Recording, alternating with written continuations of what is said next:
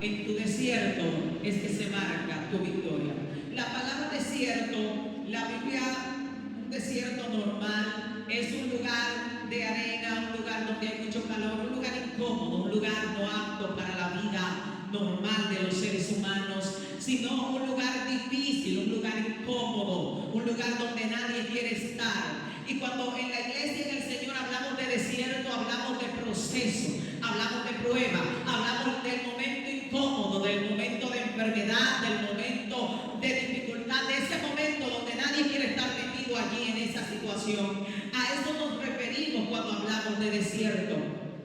Ahora, algo que quiero que noten es que la palabra de Dios dice, donde leímos, que el Espíritu de Dios llevó a Jesús al desierto, lo impulsó al lugar incómodo, lo impulsó al lugar difícil, pero es en medio del desierto donde marcamos nuestra victoria.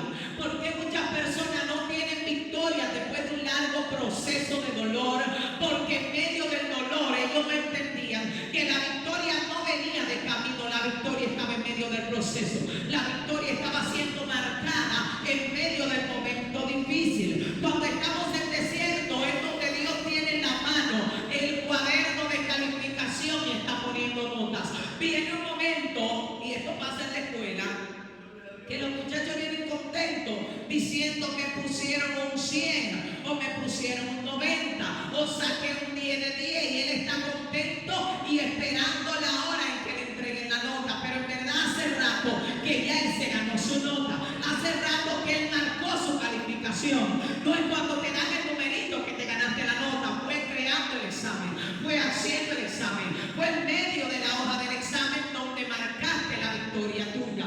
Entonces hay que ponerle más atención al desierto, porque hay gente que se enfoca en cuándo será que voy a salir y voy a llegar a la victoria, y no se enfoca en sacar buenas calificaciones en medio de ese proceso, no se enfoca en que la nota se le están poniendo ahí, y es ahí donde tenemos que entender que en mi desierto es que yo marco mi victoria.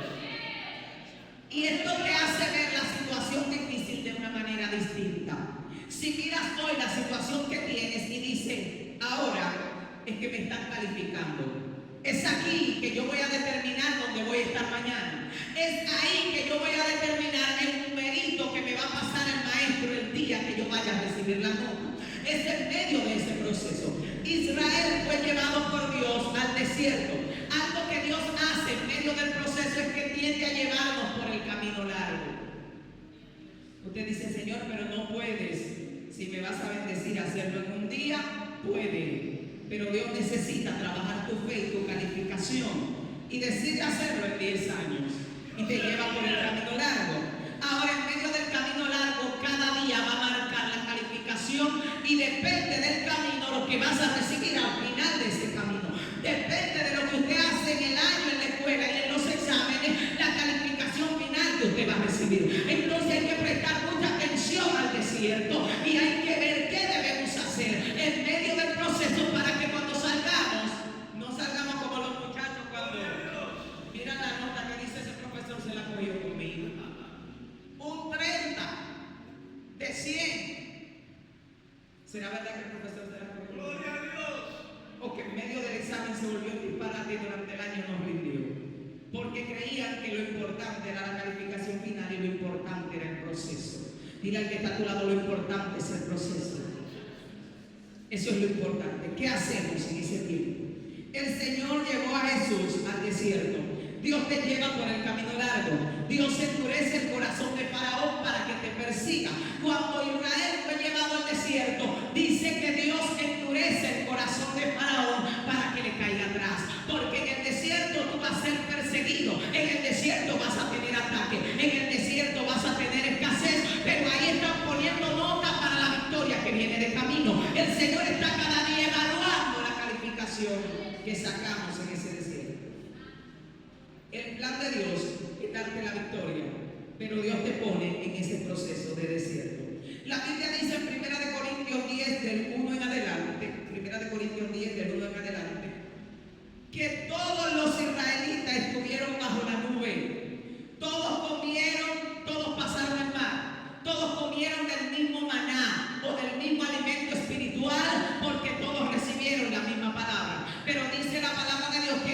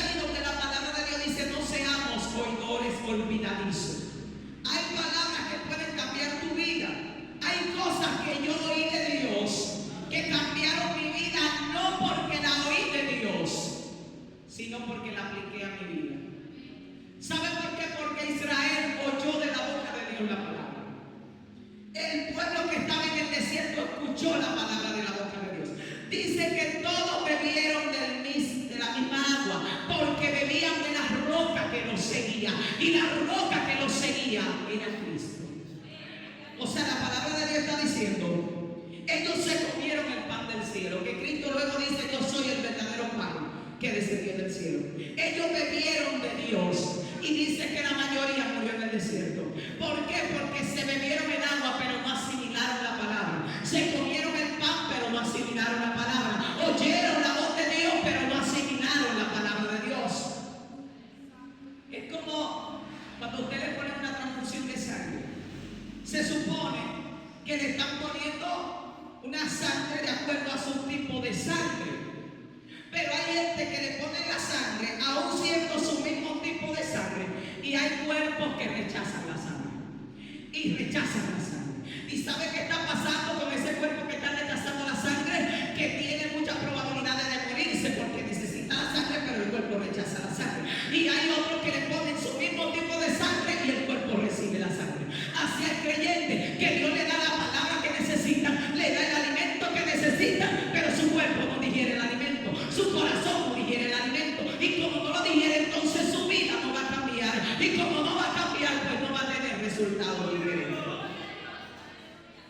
Porque mire, si a mí me dijeron, como yo entendí una vez, que si yo vivo hablando mal, hablando miseria, hablando de problemas y enfocada en lo malo, a mí me va a ir mal, no tuvieron que decírmelo 2 veces.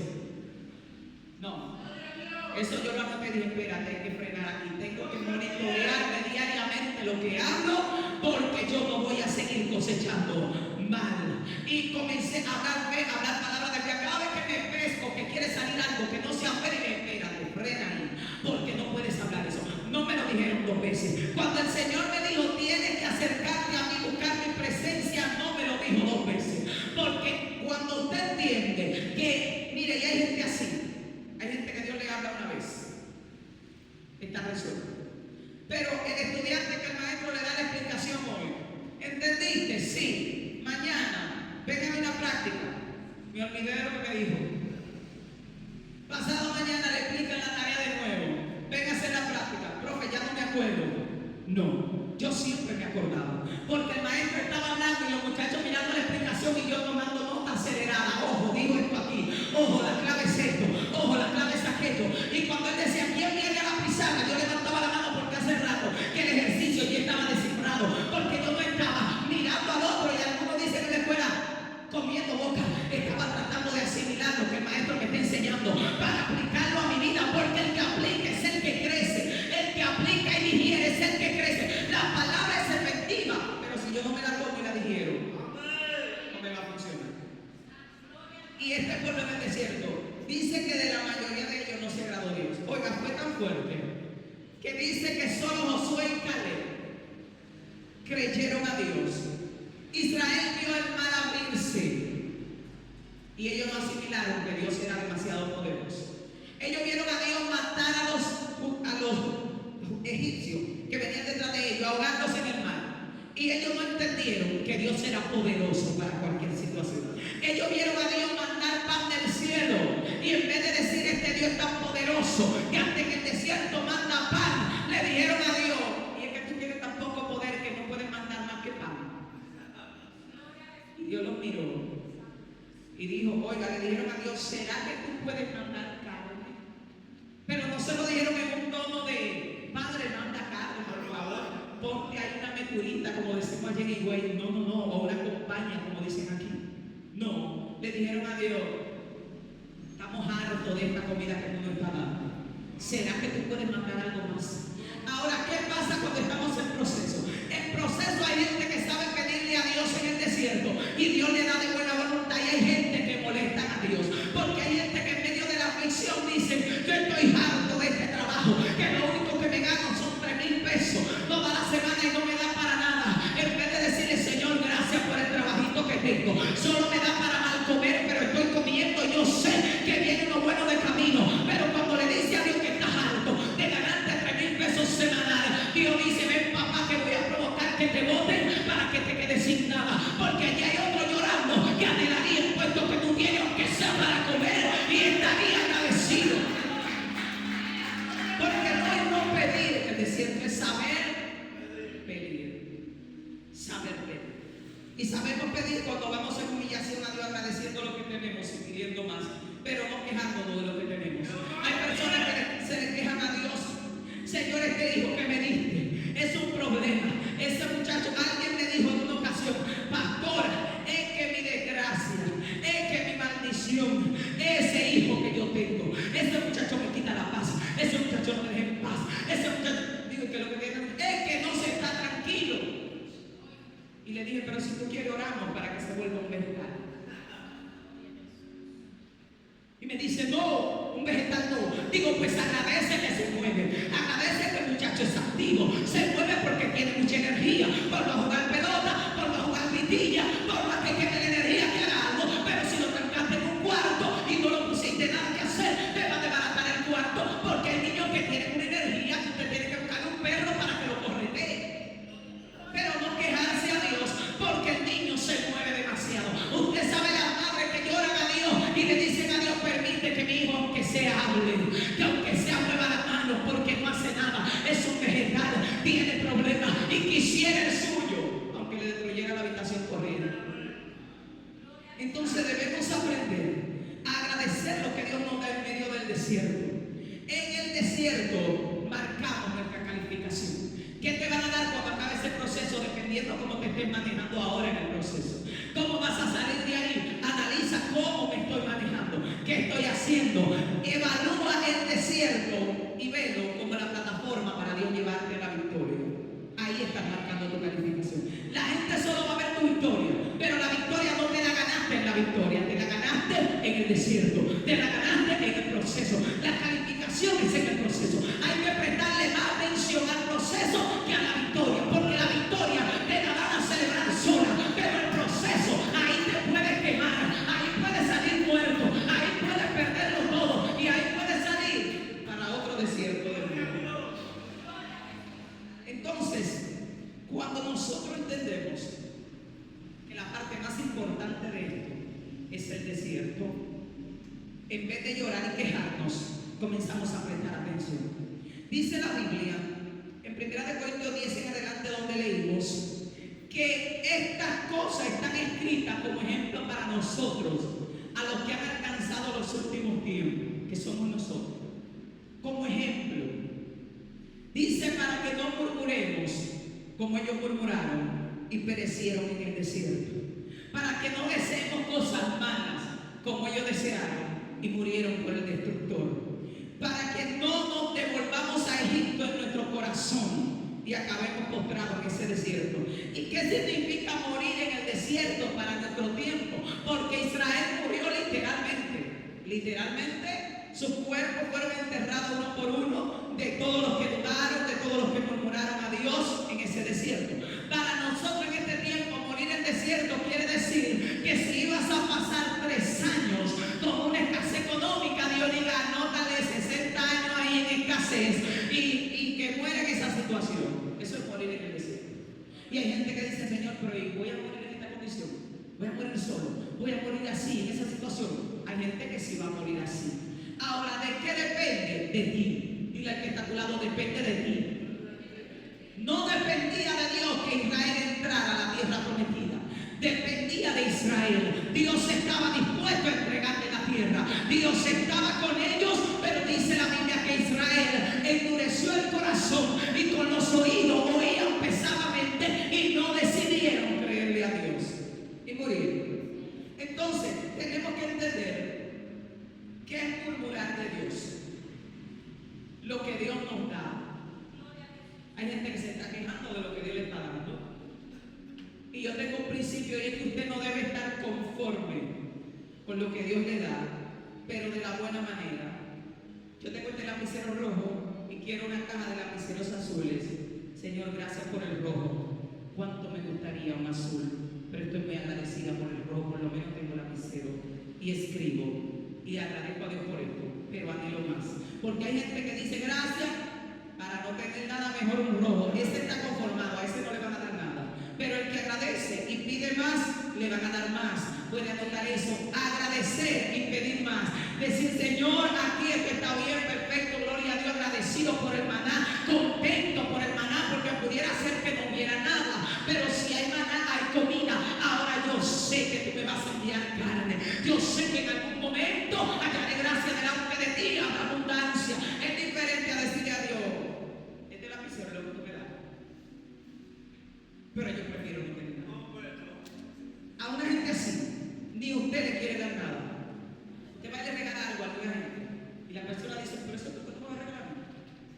Y usted tal vez tenía pensado traer un regalito mejor y dice, gracias, úsame. Y se lleva lo que le regaló. Porque le acaba de hacer, como dicen aquí, un desaire. Pero si usted le dio algo y la persona se sintió agradecida, usted dice, mira, yo tenía pensado traer algo más, le voy a traer algo más, que se sintió bien con lo que yo le di. No sé si le ha pasado que usted le ha dado a alguien con mucho amor y la persona me dice, como una persona que me dijo un día, le llevamos ropa nueva y dice, a mí no me gusta que me regalen ropa. Cuidado si fue un sacudido que usted lo compró. Era nueva, digo, no, está bien, gracias. Tranquila, tranquila. Ya yo sé, cuando venga acá le traigo otra cosa. Y me la llevé y la regalé por ahí, era nueva. Pero con esa clase de actitud, usted no quiere darle nada a nadie. Así es Dios, tenemos que ser agradecidos. En el desierto tenemos que ser agradecidos porque Dios en medio del desierto va a calificarte. Dile al que está claro, ¿qué calificación está sacando? Y mire, quiero que sepa esto. Hay procesos que Dios lo marcó para que duren un mes. Hay procesos que Dios lo marcó para que duren 2 meses. Hay procesos que Dios lo marcó para que duren 1 año. Pero la marca de salida es como, y me gusta poner este ejemplo, como la escuela. ¿Qué tiempo está plasmado para que usted pase de un curso a otro? ¿Qué tiempo? 1 año. Se supone que al año que debió salir. Hay estudiantes que entran a hacer una carrera y se supone que deben salir en 4 años, pero hay estudiantes que llevan 12 años y no han terminado la carrera. Y usted dirá, pero tenía que haber acabado en 4. Sí, estaba programado así, pero ese estudiante quema materia y quema más materia y se retira del entrenamiento y se retira del entrenamiento, y así pasa con nosotros. Hay que enfocarse en el proceso que tenemos pendiente, que tenemos presente, y decir, voy a pasarlo, no me voy a quejar, voy a darle gracias a Dios, voy a aplicar fe, porque voy a salir lo más rápido posible para pasar al otro y para pasar al otro hasta que Dios decida que ya es suficiente y que ya me puedo graduar en lo que Dios me está preparando. Entonces eso tenemos que tenerlo claro. El desierto no es para destruirnos, es para promovernos.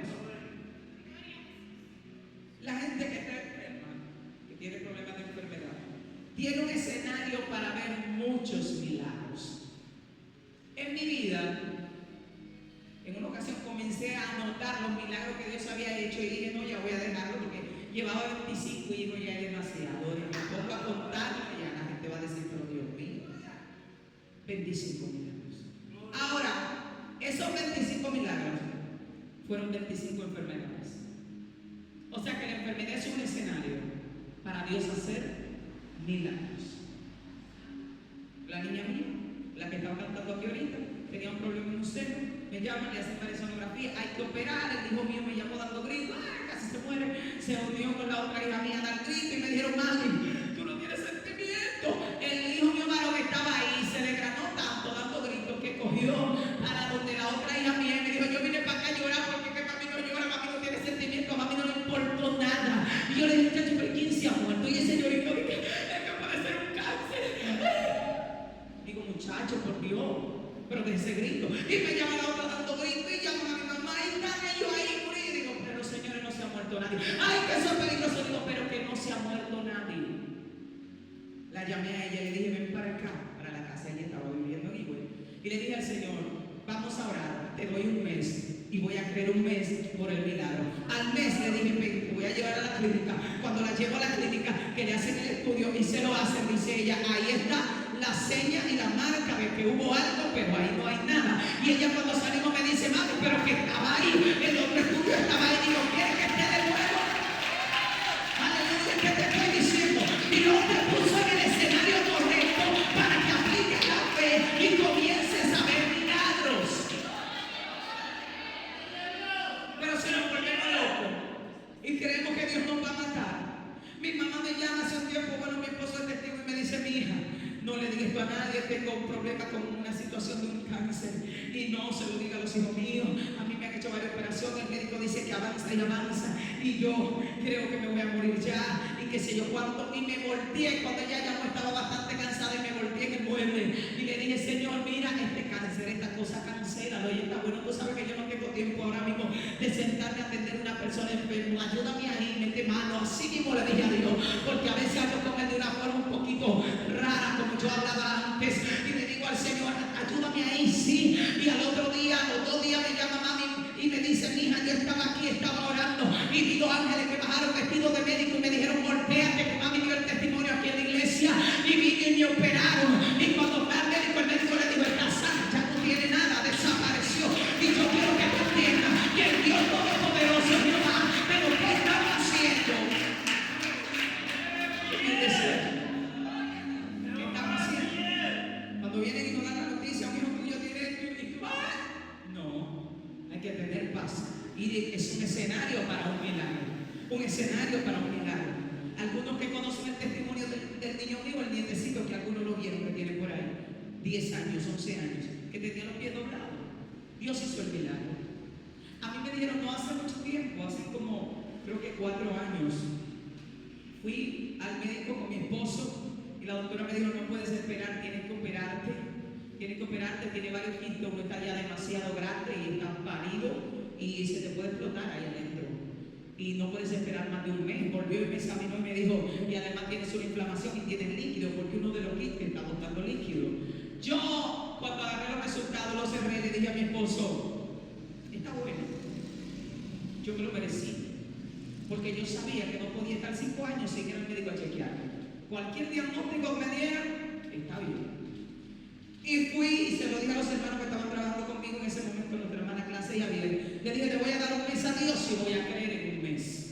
Y le dije, Señor, en este mes voy a creer por mi milagro. Como ella me dijo, no puedes pasar más de un mes, le dije, te doy la opción, en este mes voy a creer con todo por mi milagro. No va a ser por falta de fe, al mes me voy a ir a evaluar y si tengo que operar, pues opero. Pero tengo un mes para provocar un milagro. Comencé a creerle a Dios por mi milagro. Comencé a creerle a Dios por mi milagro. Cuando me dolía, decía, mentira tuyo, diablo, que no duele, ahí no hay nada, estoy sana, no te recibo eso, no lo acepto, no lo creo, estoy sana, habito un cuerpo sano, mi cuerpo se restaura a sí mismo, tengo a Dios por dentro, no hay enfermedad que aguante. Y para el sábado día, con mi tema, cuando llegó el mes, voy a hágame la sonografía de nuevo, todos los estudios de nuevo. Cuando me hicieron todos los estudios, me dijo, muchacha, pero ¿qué fue lo que hiciste? Todos tus órganos están limpios, no tienes nada, nada. Volvió y me la repitió de grande porque dijo, no es posible, porque es que tenemos el diagnóstico aquí que no pudiste haber. ¿Qué te dieron que yo me estaba de operación? Digo, estaba, pero el Dios que yo tengo operó sin tener que utilizar nada. Incluso ella creía que yo me había operado porque ella decía que yo tenía la cicatriz, pero no tenía el problema. Porque nuestro Dios es poderoso. Dígale al que está a tu lado, tu Dios es poderoso. Ese es el escenario para un milagro. Lo que te está pasando es el escenario para un milagro. Lo que te está aconteciendo es el escenario perfecto para Dios hacer un milagro. Aleluya. Cuando le creemos a Dios, cuando podemos confiar en el Señor, cuando entendemos que Él puede hacer cosas grandes. Aleluya. Hablaba con una persona en una de las actividades que yo fui. Tuvimos una lucha espiritual muy fuerte en una ocasión. Como consecuencia, en ese momento yo estaba encinta de una de mis hijas, de la que estaba cantando ahorita. Y la guerra fue muy fuerte. Y el Señor me dijo, el enemigo va a querer matarte dando a luz a ella, a Agar. Fue duro el proceso para dar la luz. Pero cuando yo termino, no había médicos y la doctora que me atendió se fue. Y le digo a la enfermera, llévala a ella a la sala de espera, donde se ponen ahí después que dan la luz. Y la enfermera, yo estaba bastante gordita, bien bastante, tenía 200 libras y algo con ese embarazo. Y yo estaba botando mucha sangre cuando bajo de la camilla de parto. Y ella me dice, estaba en la sala de parto ahí y la habitación como allá, donde uno iba a esperar, acostarse ahí y a esperar que le traigan el bebé limpio. Y ella me mira y me dice, estás botando mucha sangre y si te me desmayas de aquí a allá, yo no puedo cargarte sola. Y me dice, así que trata de correr hacia la sala que te vas a acostar. Yo lo tomé muy literalmente, intenté correr y cuando estoy llegando, no que corrí rápido, sino que aceleré el paso porque estaba bien, casi mareada y ella me llevaba agarrada por el brazo. Cuando voy llegando, resbalé mi propia sangre y me fui de cabeza. Cuando me golpeé, yo sentí que mi espalda hizo crack. Y yo me quedé como sin vista por algún momento.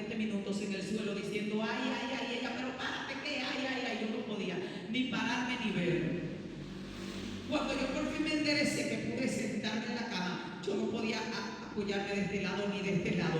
Y el dolor era tan fuerte en mi columna que yo me orinaba sola a un mes después de haber dado a luz y tenía que ponerme pamper. Y el dolor era insoportable. Yo no podía estar acostada de espalda, yo no podía estar de ninguna manera. La única forma que podía estar era enganchando los pies hacia arriba en la pared, pegándome de la pared y acostándome así con los pies para arriba. Era la única forma. Cuando ya salí un poco del proceso de riesgo que podía salir, voy al médico. Cuando voy al médico digo, yo quiero que me examine. Yo creo que a mí se me abrió todo por ahí atrás y yo tengo la columna que no me sirve para nada. Y recuerdo que el doctor va y me hace placa y me hace varios estudios ahí y me dice, pero ¿cómo se te dobló esa columna de esa manera? Me dijo, tiene 3 desviaciones en la columna, una acá cerca del cuello, una en el centro y otra en la espalda baja. Tu columna sufrió como un desequilibrio y se inclinó en varias partes. Me dijo, no te podemos operar, pero podemos trabajar con natación para ver si el dolor cede. Me daban unos medicamentos que me pasaban por encima y no me hacían nada. Y yo le dije, nadar, yo no sé nadar, ¿cómo voy a nadar? Y él me dijo, es una terapia que te puede ayudar para el dolor. No, no me puede ayudar porque yo me voy a ahogar. Mira, hermano, y cuando la niña tuvo alrededor de 2 meses, yo no podía ni siquiera agarrar una fundita, yo estaba agarrado. Y recuerdo que fui a la iglesia y me tranqué con el Señor. Y le dije, Señor, no tengo fuerzas. Mi fe no está ahora mismo que pueda volar por los aires, pero yo creo que tú me puedes sanar y que tú no me quieres a mí en este estado, porque yo no puedo estar en este estado. No puedo estar parada 10 minutos, no puedo predicar en parte, no voy a servirte para nada con esta condición. Y mira cómo me fui de cabeza, mi columna se volvió un disparate y ahora yo estoy pasando esta situación. Si tú no dejaste que el enemigo no me matara en el parto, pues ahora resuelve esto porque estoy algo desbaratada. Y mientras lloraba, hermano, fue lo que vi. Yo vi que un ángel bajó y me hizo así, ¡pam! Y me dio 3 trompones donde yo tenía la desviación en la columna, que yo oí que me tronó todo. Y me miró y me dijo, ve y verifica ahora. Cuando yo salí del ayuno, que fui al médico, que me tiraron la placa, dice el doctor, muchacha, pero ¿y qué te hicieron en la columna? Porque tú no tienes ninguna desviación en ninguno de los lugares donde tenías la columna. ¿Qué te quiero decir? Que el escenario perfecto para Dios es donde hay problemas. El escenario perfecto para Dios es el lugar donde tú estás en conflicto. Ahí es que Él puede obrar. Ahora, vamos a analizar que yo me hubiese puesto a decir, bueno, ya no sirvo de la columna. Y así es verdad. Y hubiera estado todos los días, no, que yo tengo problema en la columna, te saben. No, yo no puedo agarrar a los niños porque yo tengo problema en la columna y me quedo así. Hubiera sido así. No estuviera aquí. Estuviera en una silla de ruedas por ahí arrastrándote. Pero usted tiene que aprender que la enfermedad es un escenario perfecto para Dios hacer un milagro. Y que si usted le cree a Dios, cosas pueden cambiar. Y que usted no tiene que recibirlo. Es que hay gente que dice que mi diabetes, rechace eso no es suyo. Eso es del diablo. La Biblia dice que Cristo llevó nuestras enfermedades en la cruz del Calvario. Y si Él las llevó, podemos reclamar sanidad. Pero tenemos que ir a Dios por el milagro. Tenemos que ir a Dios por el milagro. Cuando nos resignamos, cuando decimos, no, ya yo me voy a quedar así, mi familia murió de esto. Cuando yo atravesé, se lo dije en algunos testimonios, por un proceso de un cáncer en nuestra familia, de una de las ramas de la familia, todos desarrollaron cáncer, ovarios poliquísticos, y de ahí avanzaban para dar cáncer. ¿Morían de qué? Cáncer. Y siempre que van al médico me preguntan, ¿tiene gente que morir? Familia que murió de esto, familia que murió. Mi familia de ahí para atrás, muchísima gente ha muerto de cáncer. Pero yo tengo otra genética, le dije a un médico en una ocasión. Y me dijo, no, es que su genética familiar hay que evaluarla, su trasfondo. Digo, mi trasfondo era enfermizo, problemas por todos lados, no se callan. Se habla de enfermedad en la mañana, enfermedad a las 12, enfermedad a las 8. Pero yo soy una persona con un cuerpo totalmente sano. Y si aparece una enfermedad, se tiene que ir. Y él me decía, pero tiene que decirme cuál es tu trasfondo. Digo, ponga ahí que no padezco de nada. Y así mismo yo digo, no padezco de nada, ni sufro de nada. Y tu familia, digo, mi familia está todito bien, usted me está evaluando a mí, no padezco de nada. Sí, porque y el primo murió de cáncer, y el tatarabuelo de cáncer, y después de ese cáncer, para decirme de que, pero usted, no me ponga en la lista. Usted me está evaluando cualquier cosa Dios la va a resolver. Quiero que le creas a Dios. El desierto es para calificarte. Dios te está calificando.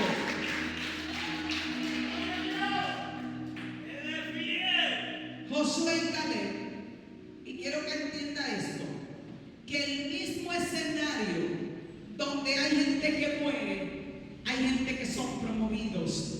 En el mismo escenario donde muchos israelitas murieron, Josué y Caleb le demostraron a Dios que merecían vivir y arrebatar la promesa de Dios. En el mismo escenario donde va Goliat desafiando al pueblo de Israel en un desierto, en el mismo escenario donde David derriba al gigante, el mismo escenario donde Israel corría por temor, fue el mismo escenario donde David corrió hacia adelante para arrancarle la cabeza al gigante. O sea que el mismo proceso donde uno se quema, otros salen en victoria. El mismo proceso y oyendo la misma palabra, donde unos salen arruinados toda la vida, otros salen prosperados toda la vida. ¿De quién depende? De quien oyó la palabra. Yo quiero que le repita esto al que está a tu lado: depende de ti, no depende de Dios, está dependiendo de ti. Dios te está dando la palabra. Le puedes creer a Dios. Para el que cree, todas las cosas son posibles. Y esto me llama la atención acerca de dos cosas. Cuando a mí me estaban doctrinando en la congregación, el maestro dijo algo en una ocasión cuando se paró, y eso me pasó en un lugar donde yo estaba estudiando inglés. Estaba estudiando inglés y el maestro se paró, entramos 120 a un entrenamiento un poquito fuerte, y de ahí salían los mejores, pero no era porque era tal vez una buena institución que enseñaba bien, sino que el nivel de presión para aprender era tan alto que yo vi compañeros desmayarse en medio de la clase y nosotros sacarlo para afuera y ponerle alcohol y volverlo a entrar para adentro, de lo fuerte que era el sistema de entrenamiento para aprender. Las tareas a veces eran de 40 páginas para traducirla de español a inglés, y el maestro en una ocasión se paró y dijo: quiero que me nombren en inglés todas las calles de República Dominicana y cómo llegar a todos los centros turísticos de la nación, pararse ahí sin papel en mano. Esa era una tarea. Y uno estaba así y con la presión de que el maestro era un poquito duro. Y de ahí salían los mejores, porque de cada 120 salía uno. Y al paso del año él juntaba 10 que salieron en esos 5 años y decían: no, ese salió de la institución, ese que habla perfecto. Sí, pero lo que pasa es que ese era un cerebro y aguantó. Y cuando estamos con el grupo que estamos, que el maestro nos evalúa, al paso de 3 meses quedaban 40, luego de 5 meses quedábamos 10, y el maestro dice: van a tener que esperar otro grupo. Esperamos otro grupo que entró 120, también quedaron 10 y él juntó 30. Al paso de un año quedábamos 7 de ese grupo de casi 500 gente que entró, y él nos llama y me dice: vamos a parar el grupo porque de los 7 que quedan solamente una habla inglés y es ella, y yo así no puedo continuar, me dijo. Y otro maestro en una ocasión que le dijo a los hermanos, a los estudiantes: yo no puedo creer que yo he explicado esta clase ya 4 veces y la única que le entendió es Beatriz. Pero el problema no era que yo era la única que le entendía, el problema era que en verdad él no estaba enseñando para que ese pueblo asimilara. Pero cuando tú entiendes que tú tienes que aprender, yo escuchaba lo que el maestro decía y me iba a investigar y comenzaba a grabarme y decía: pero si él se lo puede grabar, yo puedo. Aunque me tarde una semana repitiendo día y noche, yo voy a tener que darle la talla. ¿Qué les quiero decir con esto? Que Dios no es como esos maestros. Dios habla claro para que todos podamos asimilar, para que todos podamos avanzar, pero depende de nosotros. Si Dios te dice, cree, y al otro día tú estás diciendo: pero es que yo creo que cuando venga a ver Dios no lo va a hacer. Oye, te dijo cree. Ya no hay que repetírtelo más. Grábalo, anótalo, póntelo en la mano, escríbelo. Yo solía mucho escribir en la mano: acuérdate, no hables palabras negativas, acuérdate, habla palabras de fe. Y me lo escribía con un lapicero, no con mi puño encerrado, cada rato estaba de acuérdate, porque somos medio olvidadizos. Es que si lo tomamos en serio y anotamos nuestro proceso en el desierto, bueno, estoy pasando un proceso económico. ¿Qué Dios quiere que yo aprenda? estoy confiando en Dios, estoy teniendo fe, estoy aprendiendo a administrarme. Y usted lo ve evaluando, sí, lo estoy manejando. Llega un momento que Dios dice, sáquenlo de ahí. Porque cuando usted ya no necesita la clase, le dan el examen y lo pasan a otro curso. Ningún estudiante que asimiló toda la clase lo tienen ahí repitiendo, no es que no lo necesita. Incluso algunos que son muy buenos, como pasaba con el caso de Ágata, la hija mía, cuando entró al colegio, que la pasaban demasiado de curso y ya estaba muy adelantada y era muy chiquita. Y el papá dijo, no me la vuelvan a volar porque me la van a querer entrar a la universidad demasiado pequeña. Entonces así puede hacer Dios con nosotros. Si usted asimila rápido el desierto, rápido sale. La Biblia dice que Dios planificó que Israel saliera, entrara a la tierra prometida en 40 días. 40 días. 40 días lo pasa cualquiera hasta de hambre, usted pasa 40 días. 40 días para gente que sabe lo que es un proceso, no es nada. Sin embargo, se tardaron ¿cuánto? Oye, pero qué malo es tu día.